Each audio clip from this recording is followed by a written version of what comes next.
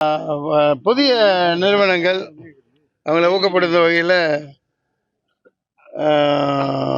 கொஞ்சம் இடையில கேப் ஆகிடுச்சு. முன்னாடி வந்து நடிச்சு கொடுத்துட்டு போயிருந்தேன். இன்றைக்கி சிறப்பான நாள். திருச்செந்தூர் முருகன் கும்பாபிஷேகம் ஜெயன்னு நடந்துகிட்ருக்கு. அதனால் அன்றைக்கி அவங்க ஆரம்பிச்சிருக்காங்க. அதனால் இது சிறப்பாக வரட்டும். இந்த படத்துக்கு பேர் சொல்லுங்கள்.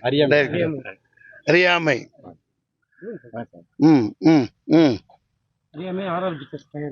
ஆர்ஆர் பிக்சர்ஸ் மதுரையில் இப்போ நிறைய பேர் படம் பண்ணுறாங்க. அந்த வகையில் பாராட்டலாம். நிறைய பேர் மதுரை பேசலாம் நடிகர்கள் இருக்கனால அது ஒரு ஊக்குவிக்கும் வகையில் சினிமா இங்கே நகர்ந்துக்கிட்டு இருக்குது. கோடம்பாக்கத்திலிருந்து அதிகமாக மதுரைக்கே கொண்டு வந்துருவாங்க. இன்னைக்கு சிறப்பான நாள் இது நடத்துறதுனால உங்களையெல்லாம் சந்தித்ததில் எங்களுக்கு ரொம்ப மகிழ்ச்சி. வா நடிகா, வா வா. ஆமாம், திருச்செந்தூர் கடலோரத்தில் செந்தில் நாதன் அரசாங்கம் தேடி தேடி வருவோர்க்கெல்லாம் தினமும் கூடும் தெய்வாம்சம். திருச்செந்தூர் கடலோரத்தில் செந்தில் நாதன் அரசாங்கம் தேடி தேடி வருவோர்க்கெல்லாம் தினமும் கூடும் தெய்வாம்சம். அசுரரை வென்ற இடம் இது, தேவரை காத்த இடம். அசுரரை வென்ற இடம் இது, தேவரை காத்த இடம். அற்புதமான லொகேஷன். இங்க பாருங்க, திருச்செந்தூர் மலை மாதிரியே இருக்கு பாருங்க. தெரியப்பா, அது என்னப்பா 2 மலை மாதிரி இருக்குதுப்பா. என்ன அடுத்து யார் ஆட்சி அமைக்கிறாங்க காட்டுதா? என்னடா இது, பயங்கரமா இருக்குங்க. எங்க திரும்பினாலும் அங்க மலைகள். அற்புதமான லொகேஷன். சந்தோஷம். அங்க பாருங்களேன் எப்படி இருக்கிறது. உங்களுக்கு என்ன தோணுது? எனக்கு எல்லாம் தோணுது. இல்ல அதெல்லாம் இப்போ சொல்றதுக்கு இல்ல.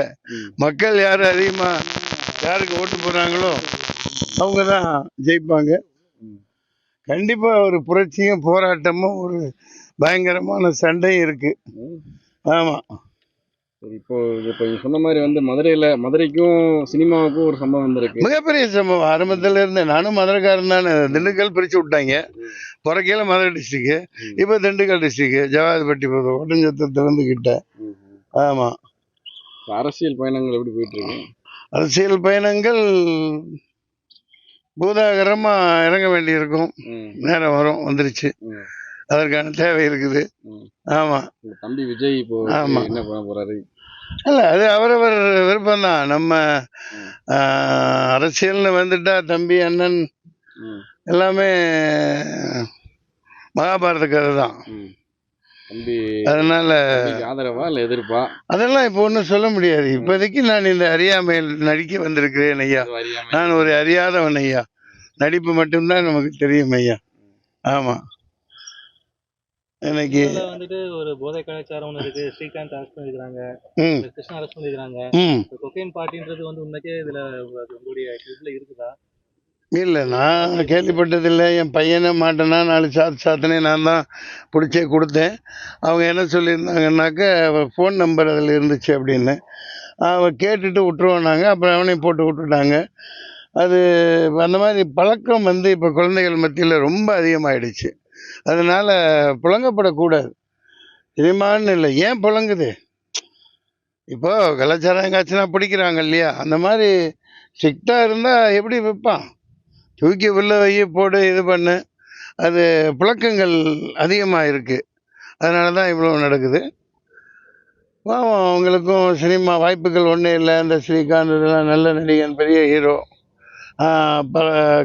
படங்களை அவங்க சில பேரையே வச்சு நடிக்க வச்சுக்கிட்டு எடுத்துக்கிட்டு விட்டுக்கிட்டு இருக்காங்க. நல்ல அழகான நடிகர்கள் ஸ்ரீகாந்தெல்லாம் நல்ல நடிகர்களுக்கெலாம் வாய்ப்பு இல்லை. அதனால் இந்த மாதிரி போகிறாங்களோ என்னவோ தெரியல. அது இப்படி சுலபமாக கிடைக்கக்கூடாது கைகளில். அது வெளிநாடுகளெலாம் தூக்கி உடனே பட்டார் உள்ளே போட்டுருவாங்க. ஏதோ அந்த தவறுகளுக்கு நம்ம குழந்தைகளை, பசங்களை, இளைஞர்களை உட்படுத்தக்கூடாது. அது இராணுவ இதாக கண்ட்ரோல் பண்ணணும். ஆனால் காவல்துறை எல்லாமே அதில் விளையாட்டுத்தனமாக அது என்னமோ கேர்லெஸ்ஸாக இருக்கிறாங்க. பல பேர் அவர்களை மீறி வர்றதுக்கு வாய்ப்பில்லை. சமுதாயத்துக்கு ஏதோ வருஷத்துக்கு ஒரு தடவை அப்படின்ற மாதிரி தான் இந்த மாதிரி நடக்குது. எந்த மாதிரி? போதை விஷயம் இல்லை இல்லை, அது பிடிபடுறதுனால நடக்குது. பிடிபடக்கூடாதுல்ல, மார்க்கெட்டில் விற்கப்படக்கூடாதுல்ல, தடுக்கணும் இல்லையா? ஏற்கனவே உணவே நஞ்சாயிடுச்சு. காய்கறிகள்லாம் ஊசி போட்டு வளர்க்குறான், ஆடு கோழி மாடை ஊசி போட்டு வளர்க்குறான், எல்லாமே நஞ்சாயிடுச்சு. அதனால் நாளைய தலைமுறை ரொம்ப கேள்விக்குறி தான். நல்ல உணவுகள் இல்லை, வெஜிடேரியன்லேருந்து இதுலேருந்து எல்லாமே கார்ப்பரேட்டுக்காக தயாரிக்கப்படுது. கொய்யாக்காய் இவ்வளோ பெருசில் செய்யலாம், பப்பாளி பழம் விளையுது, அதாவது இயற்கையாக விளையுன்னு பார்த்தா இவ்வளோ பூசணிக்காய் தண்ணி மார்க்கெட்டில் விற்கிறான். கிலோ இவ்வளோ ஒன்று 5 கிலோ ஒரு பப்பாளி பழம் சென்னைக்கு வந்து இறங்குது. அதை கொண்டு போய் வெட்டி சாப்பிட்டா ஒன்றுமே இல்லை, சாப்பிட்ட மாதிரியே இல்லை. தக்காளி பிளாஸ்டிக் வண்டியில் வந்து 100 ரூபாய்க்கு 6 கிலோ விற்கிறாங்க. அள்ளி போட்டேன், ஒரு 5-6 பழம் வண்டியில் சிந்திருச்சு. அது 1 மாதமாக இருக்குது, இன்னமும் இருக்குது, கிடவே இல்லை, கிடவே இல்லை. அது ஒரு பிளாஸ்டிக் தக்காளி. இப்போ பாருங்கள் எப்படி எல்லாமே கார்ப்பரேட் மயமாயிடுச்சு. அது ஒரு ஆள் வரணும், ஆட்சி மாறணும், அடித்து பொலி போடணும். இப்போ துபாய், சிங்கப்பூர், மலேசியா, இந்த திண்ணி நாடுகள் அங்கே சாப்பிட்றதுக்குன்னே போகிறோம். ஏன் போகிறோம்?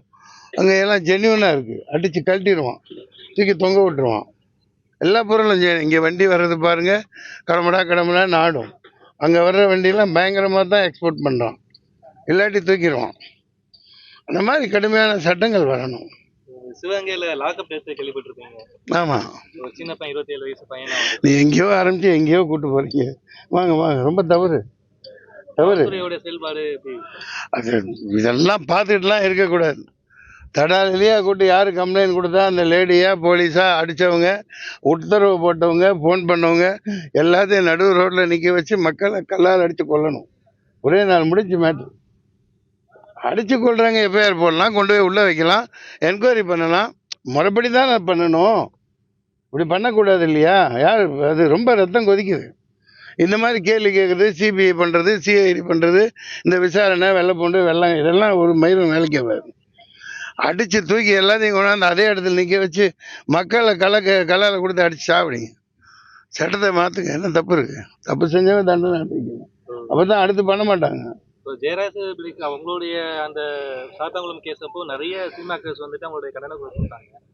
அதே மாதிரி தான் இது ரொம்ப கொடுமையான ஒரு விஷயம். இப்போ எந்த சினிமா ஆக்டர்ஸுமே இல்லை இல்லை, அதில் பாதிக்கப்பட்டவங்க, அதில் தப்பு செஞ்சவங்களை தூக்கி உள்ளே வச்சாங்களா? உள்ளே வச்சு அவனை ஜெயிலில் போட்டு அவனை சாவடிச்சாங்களா? தூக்கு தண்டனை கொடுத்தாங்களா? இன்னும் கொடுக்கல.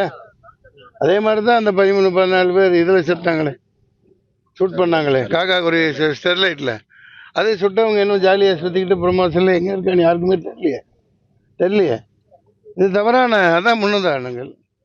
தவறு. மனித உயிர்கள் மலிவாக கொல்லப்படுது. இப்போ அதிமுக ஆட்சியில் இருக்கும்போது சினிமா ஸ்டார்ஸ் நிறைய பேர் கண்டனம் கொடுத்தாங்க, பெரிய லெவலில் பேசினாங்க. கண்டனம் கொடுக்கறதுனால என்னங்க? இருக்கும்போது எந்த இது யாருமே கொடுக்கவே இல்லையே. அது போய் கேளுங்க, அதான் நான் சொல்கிறேனே, நான் கேட்குறேன்ல, என் குரலை கேளுங்க, என் குரலை போடுங்க. என் குரல் இல்லையா? என்னப்பா நம்ம சொல்கிறது கேட்க மாட்டீங்களாங்கப்பா?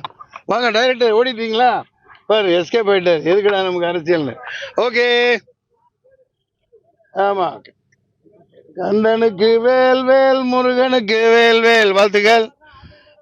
திருச்செந்தூர் நடந்து கொண்டிருக்கிற கும்பாபிஷேகம் போயிட்டீங்களா? கவர் பண்ணிங்களா? நான் பாட்டினையும் போட்டுருங்க. நன்றி, வணக்கம்.